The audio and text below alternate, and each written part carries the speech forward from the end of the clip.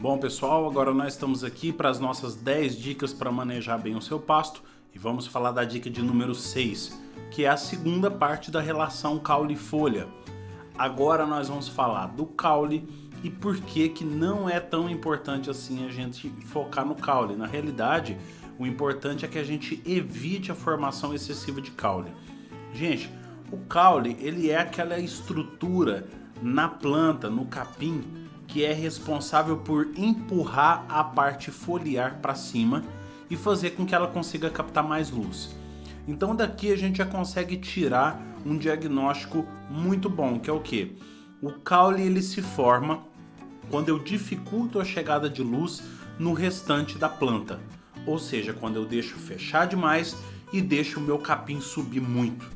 Quando esse capim sobe muito, o sol que era para bater em todas as partes da planta não consegue bater na parte de baixo. As folhas de baixo ficam mais prejudicadas e dessa forma o capim ele precisa empurrar a folha para cima e ele usa um talo ou um caule para fazer isso. Quando a gente deixa isso acontecer muitas vezes, os animais eles costumam não ter tanto interesse em pastejar as partes que estão com mais formações de caule e eles vão pastejar onde tem maior formação de folha, principalmente folhas jovens e folhas baixas. Lembrem, pessoal, que o animal ele tem uma estrutura corporal onde o corpo dele precisa ficar assim e aonde para ele se alimentar de pasto ele precisa estar com a cabeça ligeiramente baixa. Então não é interessante para o animal ficar se alimentando assim. É como se a gente sentisse torcicolo, entendeu? Por ter que se alimentar com a cabeça muito elevada.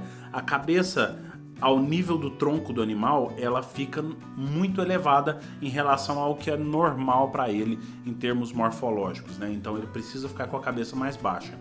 Por isso que a gente estipula alturas de pastejo dentro do que o capim também fisiologicamente tem uma eficiência maior de produção. Quando eu deixo o capim subir demais, por esses dois motivos, o capim fica mais duro, o animal não gosta de ir nele e ele fica mais alto, o animal não se sente confortável em comer esse capim. Aí ele começa a comer demais os capins que estão mais baixos. Olha o que acontece, o que pode ser uma consequência fortíssima disso se a pessoa continuar manejando esse capim de maneira errada. Ele começa a comer demais nos locais que estão muito baixos e deixa os locais muito altos subirem mais, deixa ficar mais velho a folha.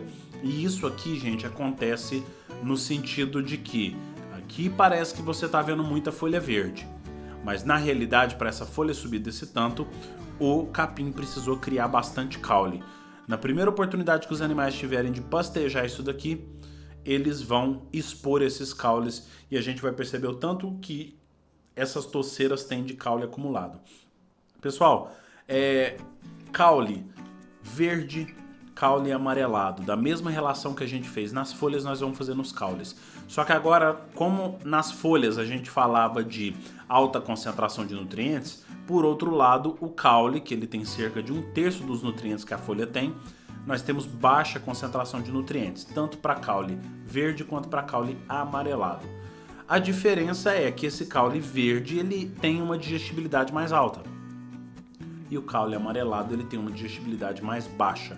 Então, gente, caule amarelado muitas vezes aparece por falha no manejo. Percebe nessa foto de baixo, o capim está começando a brotar novamente, por mais que é final de estação de seca, e a gente percebe que durante esse manejo ficaram várias toceiras de caules secos aqui no meio. E isso aqui muito provavelmente o animal não vai nem tentar comer isso daqui. E são áreas que a gente acaba perdendo o manejo porque o animal ele perde muita eficiência de pastejo em cima desses locais. A gente precisa remanejar novamente. Então o que é interessante é que a gente mantenha a quantidade de folhas. Para isso a gente precisa cortar o capim na altura correta, a gente precisa manejar o capim corretamente, colocar os animais em lotações que não vão fazer nem o super pastejo e nem o subpastejo, e dessa forma a gente consegue desenvolver o capim de uma forma uniforme, de forma que ele forneça bastante nutriente, pelo menos nutriente suficiente para o animal se desenvolver durante toda a sua produção, né? Pessoal, então eu espero que vocês tenham gostado dessa parte que a gente falou da relação caule-folha.